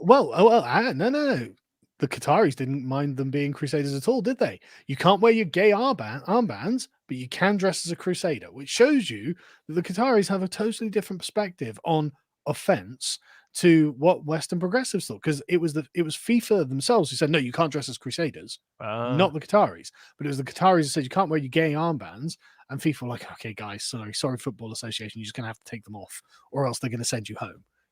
But they don't mind the Crusaders. I think that there's an element in the Muslim world that probably respects the Crusaders in a way, in the same way that the Crusaders respect Saladin and the Muslims who fought them off. It's not a lack of honor there, but of course, in the Islamic world, homosexuality is considered to be morally sinful. And so they look at that totally differently. Yeah, you see that. I mean, Russia just passed laws limiting a wide range of advertising and marketing of any behavior it considers sexually deviant. It is extraordinary that you're seeing Central and Eastern Europe, parts of Africa, parts of Asia, parts of Middle East, parts of Latin America, moving away from wokeism, and it's the upper middle class white left that is leading the fight for wokeism in the West. It's the old Victorians. It's the old colonialists. And I think your point was precisely correct. They have a new definition of what they want to colonialize and why, but they still have a colonialist mindset at heart. It's why they're so built in to be totalitarian psychologically, in terms of their mindset. They can't help themselves. They literally can't help themselves. They can't live and let live because they've essentially invalidated every other moral system. And so they can't understand that someone else might have an opinion about something else that is different to their own. And you'll notice, in fact, that they harmonize the concepts of being stupid and immoral, right? Because their entire philosophy, they believe they have rationally calculated the correct morality. And so stupid people are also immoral people, whereas people who agree with them are also intelligent. People who are on their side are also intelligent.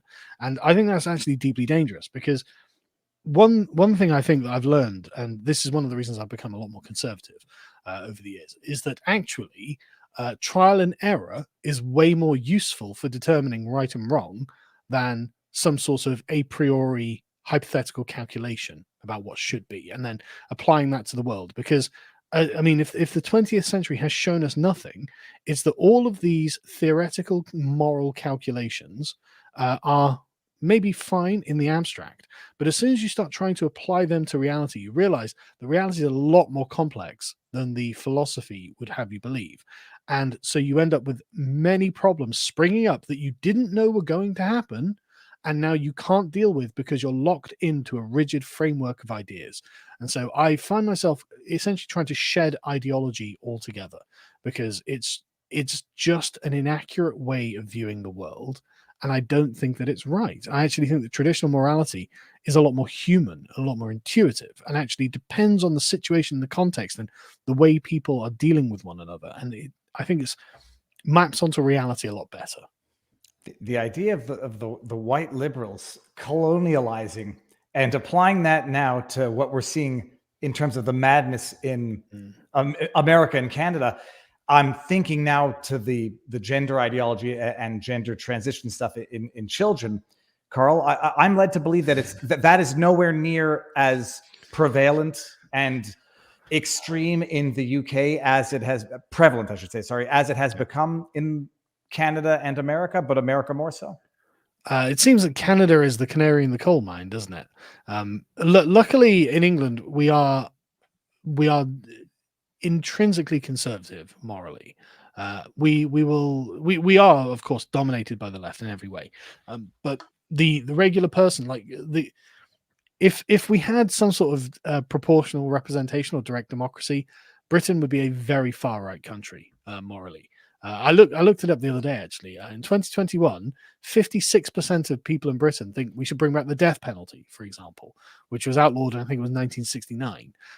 So even like 50 years after it was outlawed, and there isn't a single politician in Britain who agrees with bringing back the death penalty.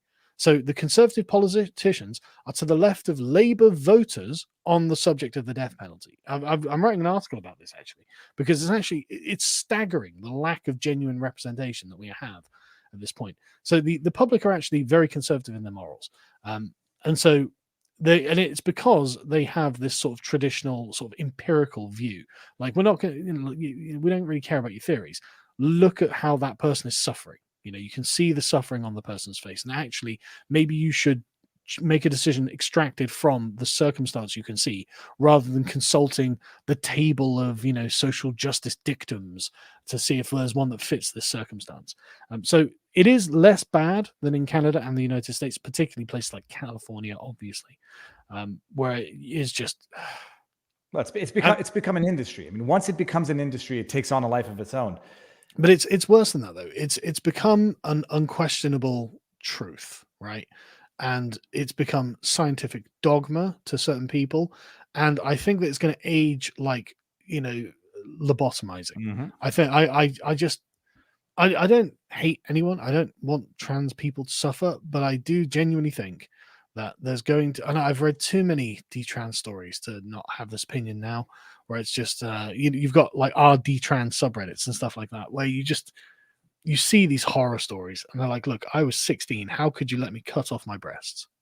I was 18, how could you let me castrate myself? How could you let me do this? And I just don't think that people that young should be able to make decisions that big, frankly. That's why they're not allowed getting tattoos. But they can't smoke, they can't drink, can't smoke, can't drink tattoos. But you can create a front hole that you then have to make TikTok videos about how it's impossible to dilate. If you don't continue dilating it, it can seal off and cause an infection. But actually, one question about what you said, conservative values, conservative morals in the UK. Yet there seems to be that suicidal, self-destructive level of political correctness when it comes to certain types of issues. So people object to grooming gangs, but then also take certain issues with reporting on the grooming gangs. And so there seems to be like something of a conflict between. We've got a liberal bubble, obviously. You've got it in your capital city. Americans have it in theirs. We have it in London, obviously, and it does dominate the media landscape. But thankfully, the British public are actually quite canny about these things. The BBC approval is very, very low at the moment, and probably will be for quite some time because of the constant projection, the sort of media halo around the progressive values, despite the fact that reality on the ground doesn't match up with it. And everyone can see that. But yeah, I'm not saying that and it's never been the case that the liberal elites in Britain have ever had a patriotic bone in their body or a common sense bone in their body. But the majority of the British public are actually pretty based, to be honest. They're pretty on the level. But it's probably the same in America and Canada. Is it like the regular person's like, no, that's obvious nonsense, and I don't buy into it at all. But you've got institutions, you've got laws, you've got power and money, corporations, the message being pushed everywhere. What's the regular person supposed to do? When you started Lotus Eaters, what was your thought process? How difficult did you think it would be? Do you think it would have the success it would have? What was your process? I'm never one to turn down a challenge, right? And I never try to estimate how difficult something's going to be until I'm halfway through doing it. So I didn't really know how difficult it would be. And honestly, it hasn't been terribly difficult. I've been very lucky to have really clever, hardworking, dedicated people around me that I could call upon, and employ and get, a really solid media organization up and running quite quickly and efficiently. And honestly, John, Callum, Vicky, the whole team and everyone I've had has been brilliant. And so nothing but glowing praise for all of them. So that actually wasn't very difficult. But what I wanted to do is create a space where we could actually have the freedom to not have to worry about being demonetized on YouTube or something like that.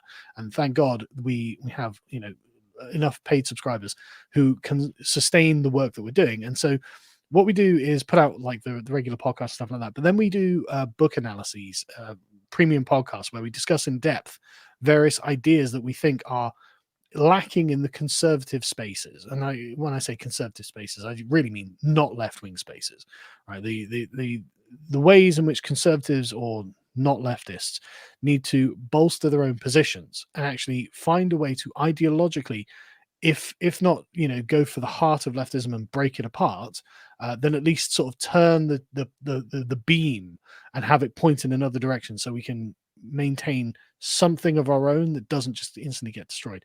And I actually think we're doing a really good job of this, which is why I could just off the top of my head tell you where intersectionality came from, because it was part of the studying that we're doing. Essentially, I wanted to send it to sort of a conservative think tank, I could instantly tell you exactly where intersectionality come from, because collectively we have sat down, we've read all the papers, we've done all the work, we have studied where this has come from, what they're trying to do, and we're creating a philosophical framing around how we can start describing the world in different ways. And I think that the first thing that the conservatives need to think about, the non-leftists need to think about, is just the language that comes out of our mouths, right?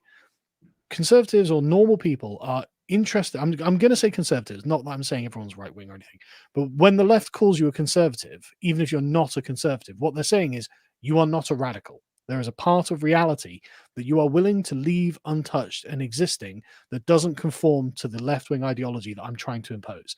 And so if you're like, well, no, that's fine, that's not problematic, I don't care about that, why are you trying to destroy that? You're a conservative now, right? So that's how I'm using the term conservative. But what conservatives need to start thinking about is, do I actually agree with the ideological constructs that the left is presenting me with, right? When they say, for example, the black community. Okay, well, where does the black community live? Well, it turns out there is no black community, because a community is a local area, a group of people who live in a particular place, who know one another and have personal relationships with one another, and family groups that build out from this in social organizations that are concentric, overlapping organizations and circles. That's what a community is. And so when they say black community, well, that doesn't exist, right? That's not a thing. What they mean when they say community is race. They mean the black race. Every black people without black person without exception in every place and every time, right? That has ever existed. And this is how they get to saying the LGBT community. Oh, where does that exist? Where does that exist? That has never existed, never will exist, and it can't exist. There's no such thing as an LGBT community. What they mean is the LGBT race. And that's how they notice how they'll say, oh, this person from history was part of the LGBT community.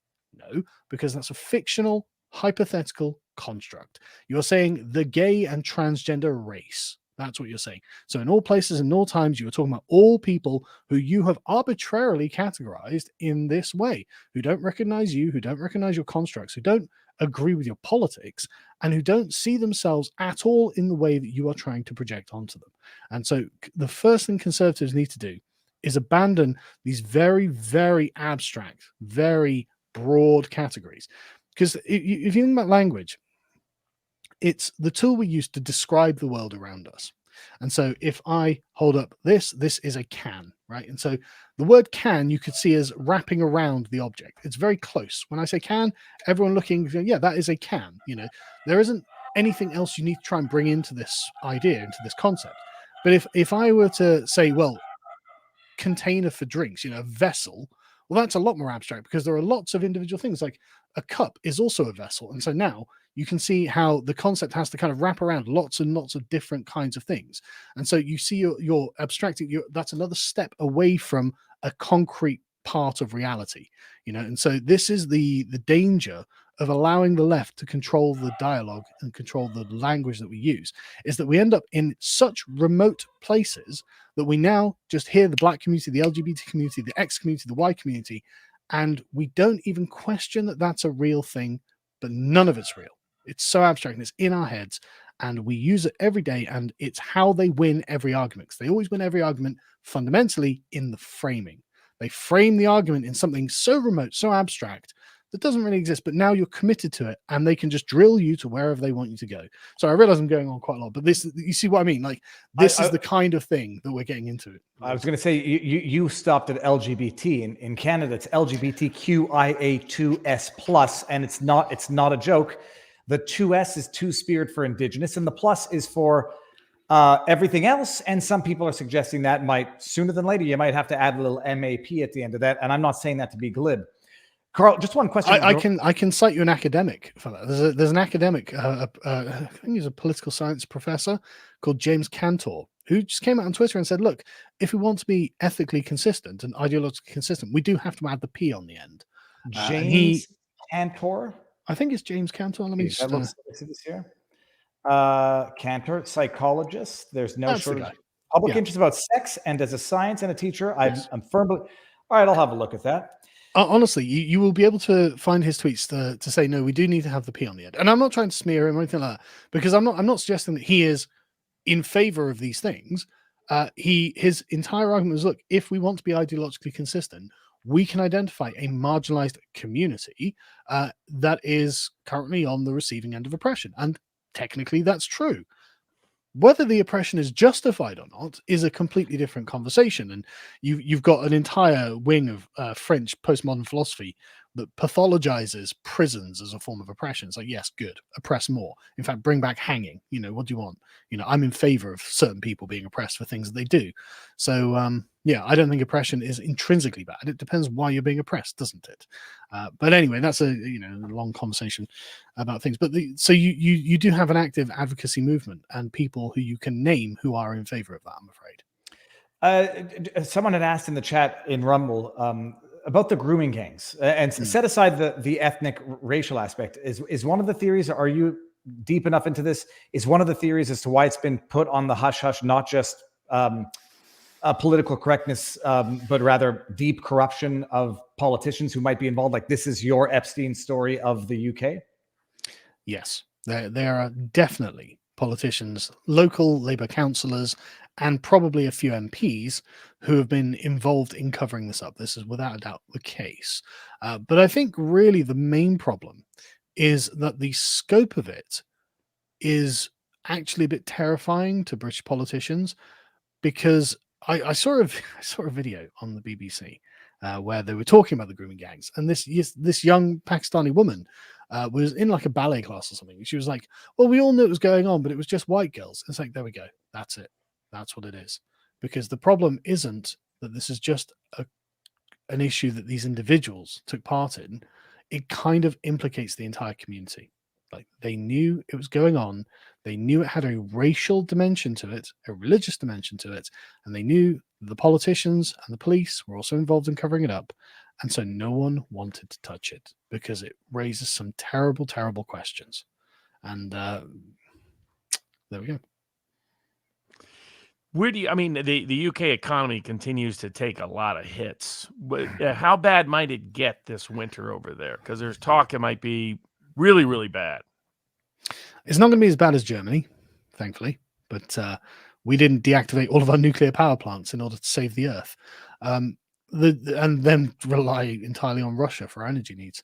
But it is bad because, as I understand it, the UK gets a lot of its gas from Norway, which has significant natural gas reserves. But of course, Germany finding itself on the wrong end of the Nord Stream pipeline means it's in dire need of gas.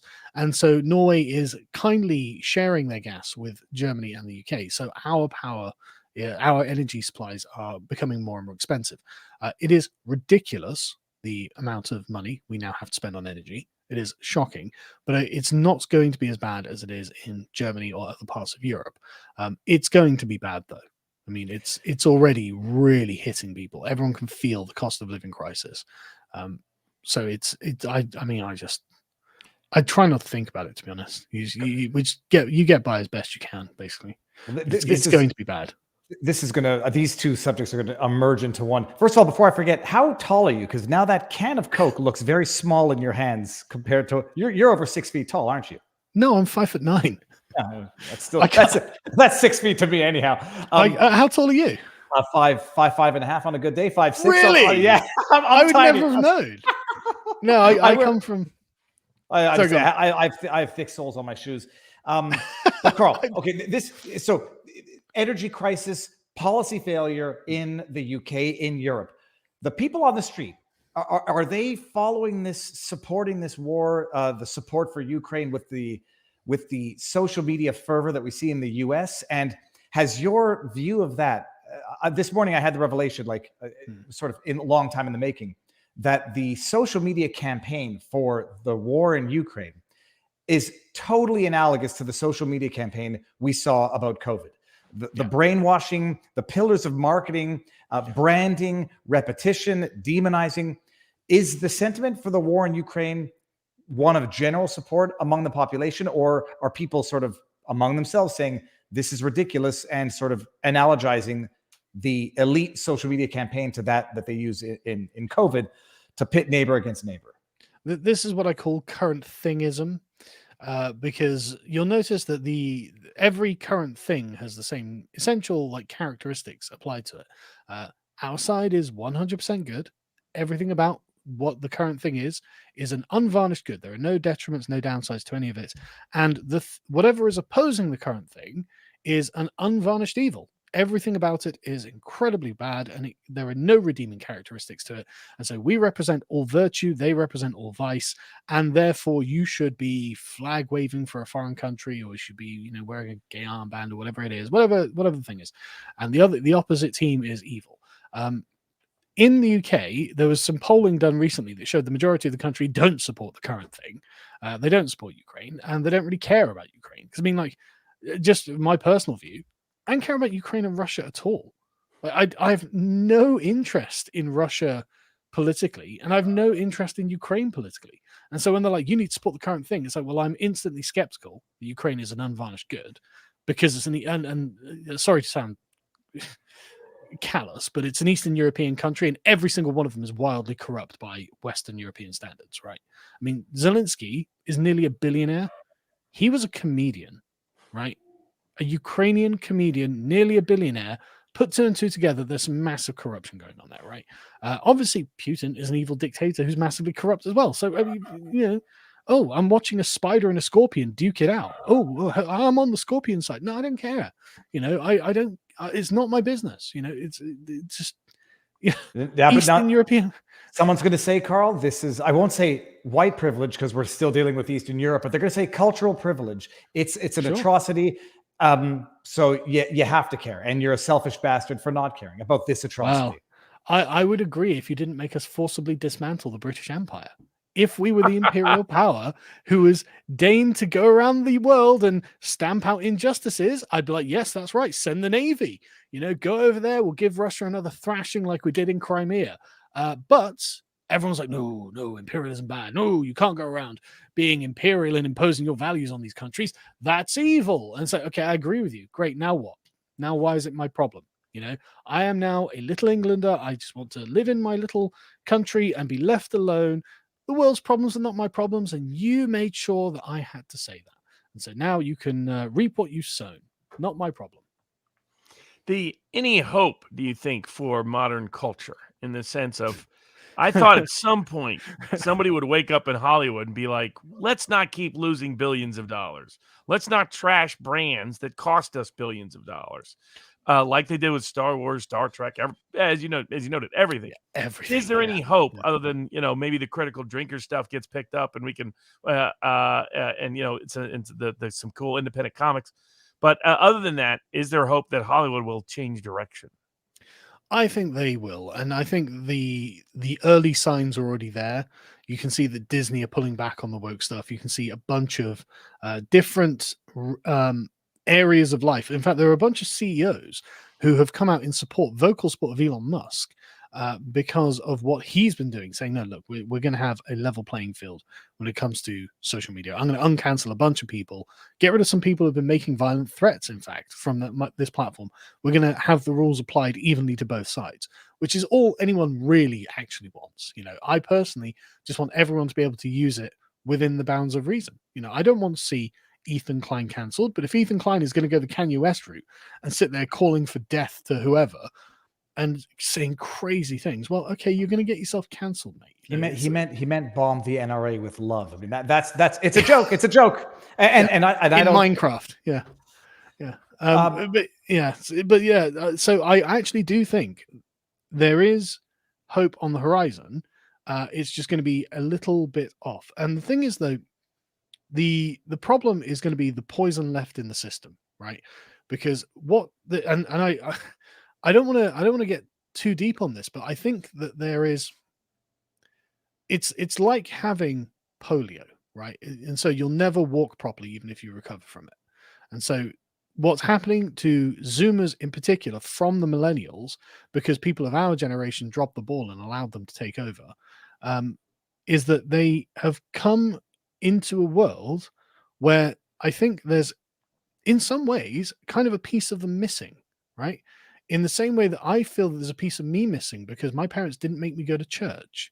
The boomers were very much, oh, well, we won't do that. But actually, that deprived me of something. It's not my parents understood or knew, or or in any way to blame or anything like that, because that's just part of the cultural milieu in which they exist. And the Zoomers have got the same problem, where they're in a world where they essentially don't have any future prospects, and they have internalized many of the millennial assumptions. And so even if the Zoomers aren't like, well, we need to cancel everything for being impure, they still have to live with the legacy of feminism is a massive one for both men and women. In fact, like, the women do not understand why actually maintaining some aspect of purity about yourself is a good thing. And I see this every single day. I see some tweet or Instagram post or whatever from some young woman of like 24 being like, I told this guy I had a 3-figure body count and he just stopped calling me. Why does that matter? It's like, because it matters, right? It matters to him. It matters to every other guy. I've got an OnlyFans and I can't get a a 3-figure body count. You mean that's yes. 100 fat? Yes. You mean, sorry? 3-figure means big. 100, yeah. Okay. Over 100 men they've slept with. I'm sorry. I was thinking weight, not. Oh, well, that's no. Like, people have sex with that many people.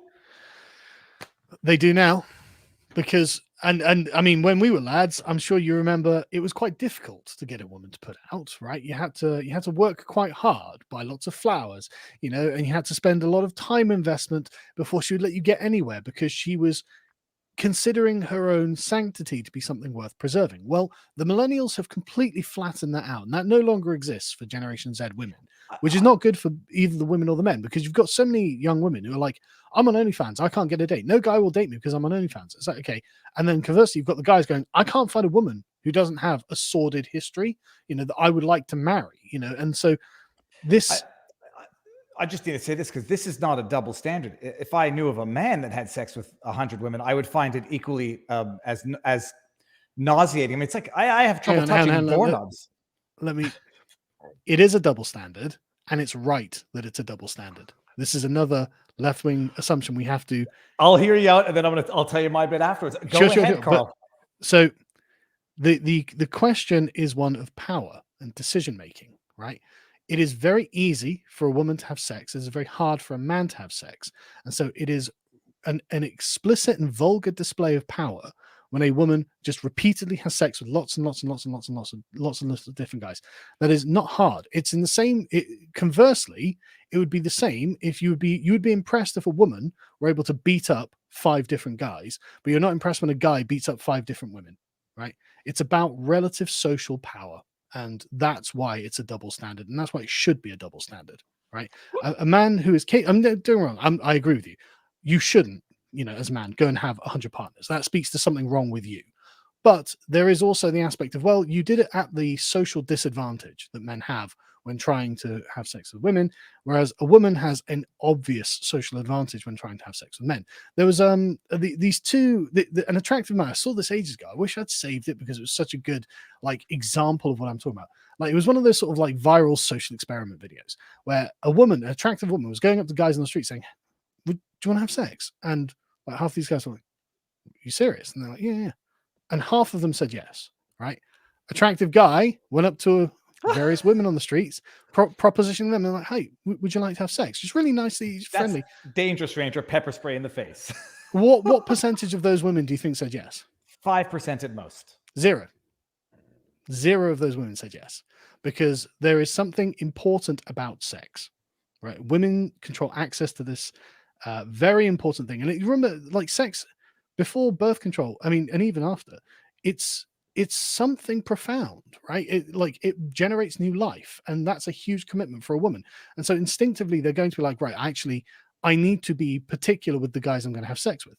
And of course, millennial philosophy combined with birth control has made it so that, and abortion has made it so that women of the younger generation now don't understand what it was that was being protected, and the male instinct to have a woman who is yours, right? There's a phrase I see Zoomers using all the time.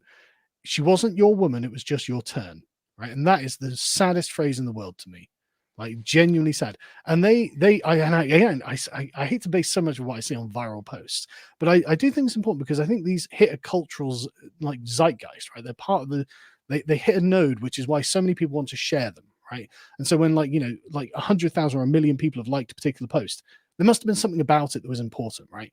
And you see all the time on like wholesome pages where it's like, oh, here's Ethel and George. They've been married for 80 years and they're still together at 95 or something like that. And everyone's like, oh, that's so wholesome. It's like, yes, it is wholesome. You will never have that. That has been denied to you. You can't even get a girlfriend for more than a month or 6 months. You know, like, think about the way the world has changed and what has been taken away from you, and think about how to get it back. And I don't think the Zoomers can get it back, but maybe the children of the Zoomers can be like, actually, no, we're not going to be like this. You know, maybe, I don't know that that's possible.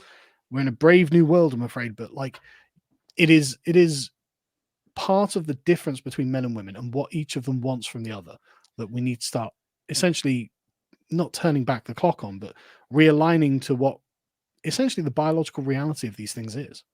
Yeah, it's like, to a certain degree, what I thought went wrong with aspects of modern feminism was that it treated so-called male ideals as the ideal.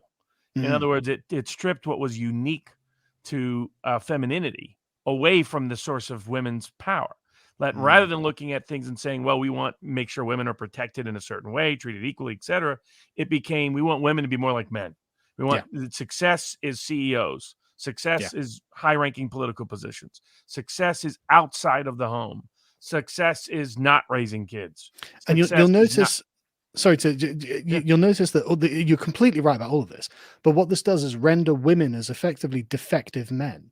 You know, and so still they go on about the gender wage gap, and it's like, okay, but that's because men tend to work about 15 to 20% more hours a week than women. And so obviously you've got a gender pay gap of about 15 to 20%. What do you expect? You know, and but you are exactly right. Like a properly feminist movement would lean into the femininity of women and say, well, look, actually, think about those men that you're sleeping with. Is this the sort of high value, you know, man that you want your future to be built with? Because that's a genuinely feminine concern. That's not a man's concern. You know, a man's got totally different. Well, you know, he's got other concerns that are similar, but like, you know, the sort of authentically female concerns have been completely thrown by the wayside as far as feminism is concerned. And they're like, look, you have to be as manly as you can. You have to act like a man. You have to think like a man. You have to beat the men. It's like, it's not a competition. It's not a competition. Yeah, I mean, I had a feminist law professor who wanted to bring back alienation of affections, wanted to limit prostitution.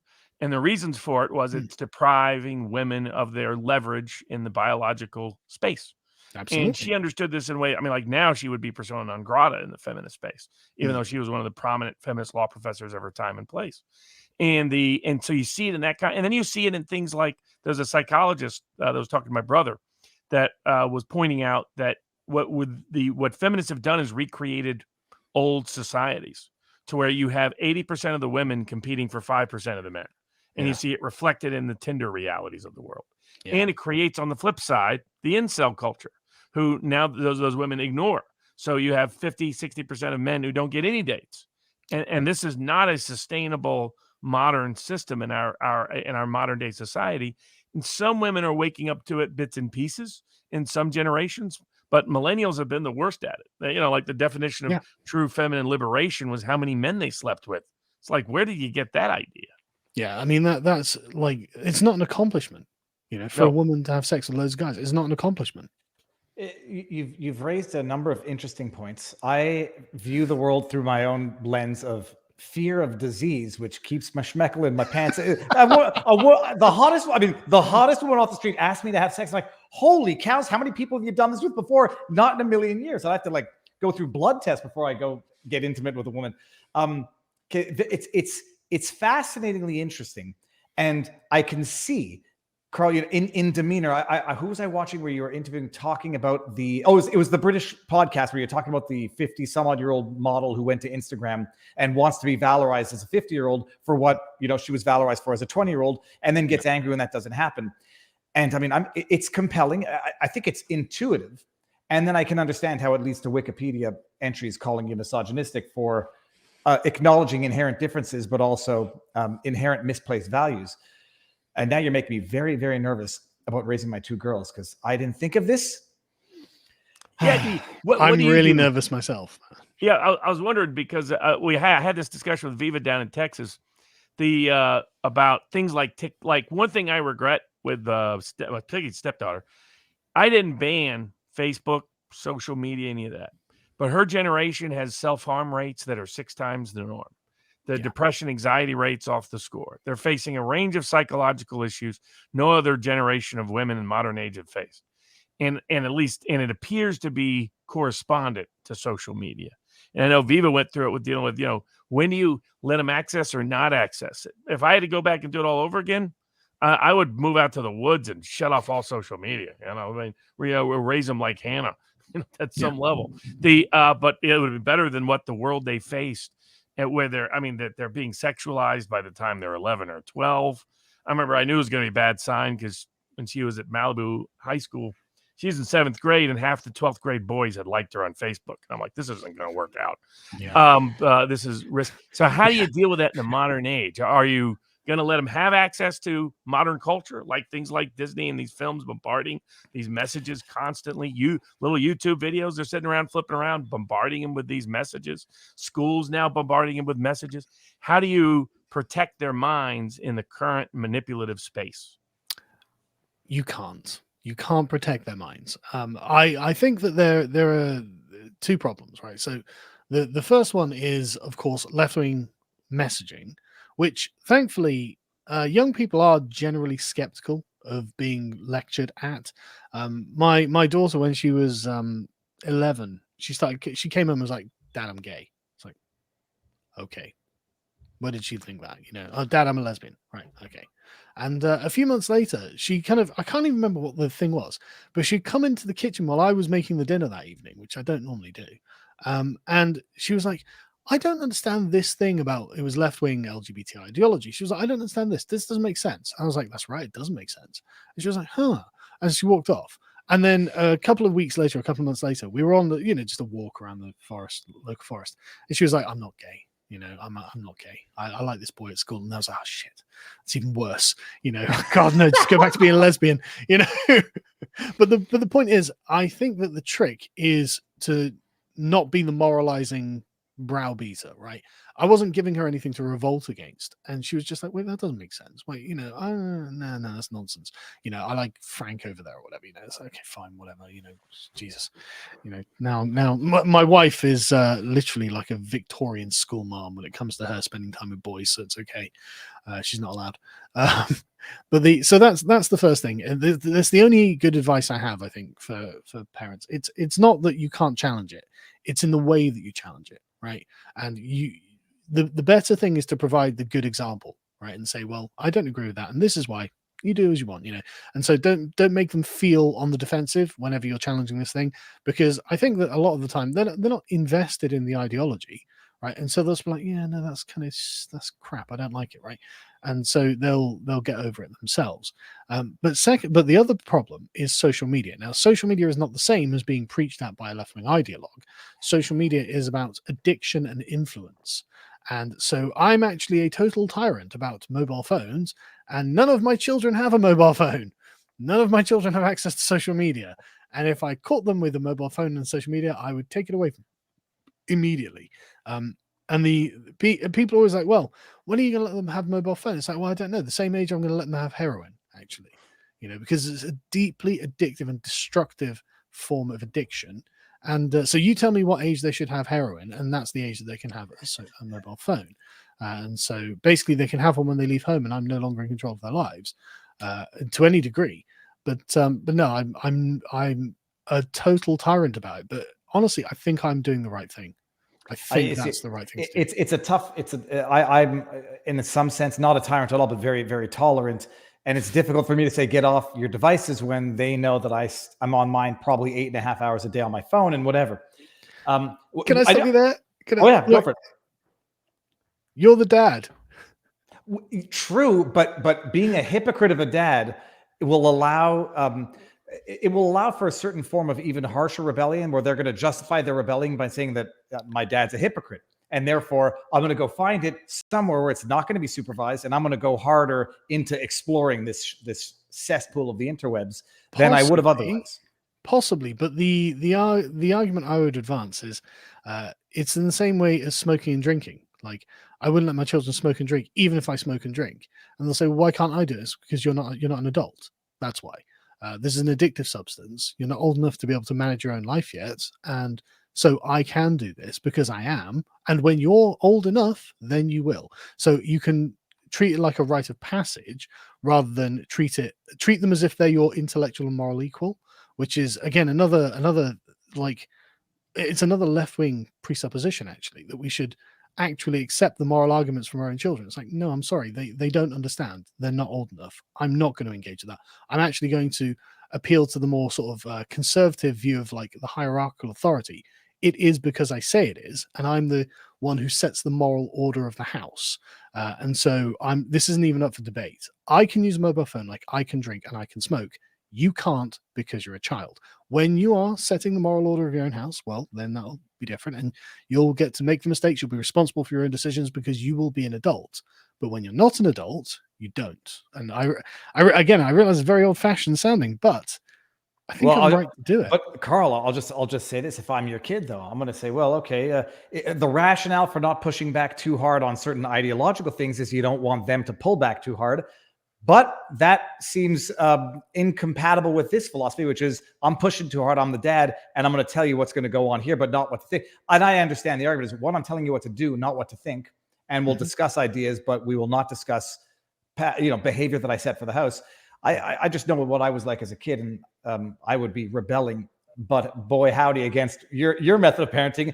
And it's again, it's, we'll all learn from our own mistakes, but I think a lot of parenting is gray zone material anyhow. So it totally is. And I have no doubt that when she's 18, she will get social media, but what can I do? But in the meantime, at least I will be able to say, because I mean, recently in the UK, there was a young girl, she was 14, who hanged herself, right, committed suicide because she had spent all day on Instagram looking at models who were unbelievably attractive, getting incredibly depressed about herself and the way she looked, and she ended up killing herself. And so it's like, right, okay, when you're an adult, you can rebel all you want, and I'll say, okay, well, it's your phone, your life, you're an adult now. I'm not your steward. I don't control you. You're an adult now. I'm not in charge of the decisions you make. You bear the responsibility for yourself. All I can do is say, I gave you, what I think is a good example, and I protected you from dangers when you were young. So it may well be that they rebel and they may have to learn sharp lessons themselves, but hopefully the lessons won't be so sharp that they'll be like, oh, actually, he did have a point with that. So I tried it out and it's like, oh, yeah, that went badly. Yeah, maybe he was right. Which do you fear worse? Them getting into trouble now, or them using it as an excuse to get into trouble later? Exactly. And I fear the now. I would if I was, my kids were young. Because especially in an age where you have TikTok and Amazon selling people suicide packages, telling them it's fun, right? Selling transitioning drugs over the internet. Like, yes, you've got an active, pedophiles constantly using this to target people. It happened to my nieces and nephews. As soon as they had any Facebook pages, when they were young, they were being targeted. It was like, it's just not a place that is safe given their mind. And I'll trust their mind at 18 with being angry at being repressed at 14 more than I trust what they're going to do at 14. Yeah, I mean, like exactly. Okay, they can rebel and go a bit crazy when they're like, first in university or whatever. And when they've made their mistakes, I'll explain to them why I thought there was mistakes. But while I have it in my power to prevent like this sort of terrible stuff from happening, I'm just going to err on the side of caution. Carl, I could keep you here all day and all night, but I know it's 5 hours later there, and that's a good place to end. I think on some wholesome parenting advice. I'm trying to. Someone had said you caught me off guard with your answer to the women sleeping with men. I would have only added there. Your way of viewing it is one way. I would just say what it reveals is that men are just disgusting horn dogs, and they'll just have sex with. They'll have sex because men are just biologically different and want to just go and sex. But they don't have a fear of disease. If you have a fear of disease, it'll keep you honest and it'll keep you moral. But what would your nan have said? She would have said men are disgusting horn dogs. Like she knew all of the, like I saw this again, it was one of these young women being like, no one told me that if I started an OnlyFans, no man would date me. And I'm like, that's because you didn't ask your grandmother. Your grandmother would have told you just instantly, don't do it. You'll never find a husband. You know, she would have known because this is what the traditional morality was for. It was based on trial and error. It's a collection of an accumulated wisdom through experience, through generations upon generations. And if there's one thing that women have learned, it's that men are disgusting. You know? And I don't disagree with them. They are. If left to their natural devices, if you give them, yeah, okay, they are. You know, so let's take that as a truth and let's accept it. You know, fantastic. Carl, where can people find you? But I think they know where to find you. Yeah, just search on YouTube or Rumble for Podcast The Lotus Eaters. We broadcast on Rumble live at 1 p.m. every day British time, Monday to Friday. Or if you use YouTube, you can go Podcast The Lotus Eaters on both platforms. You can search for us. Or you can just go straight to the website, which is lotuseaters.com. We stream to the website as well. So we've got plenty of ways to get us. LotusEaters.com. It's already in the description, but I'll put the links up. Carl, stick around. Robert, stick around. Everyone in the chat. I got all the super chats. I've taken pictures. I'll read them on Locals tomorrow. I don't want to do it now during the stream. And I can't bring them up easily enough. But this was amazing. Let's do this again if you're game. I would love to. Stick around. We'll say our proper guys. Everyone in the chat. Thank you very much, and have a good night.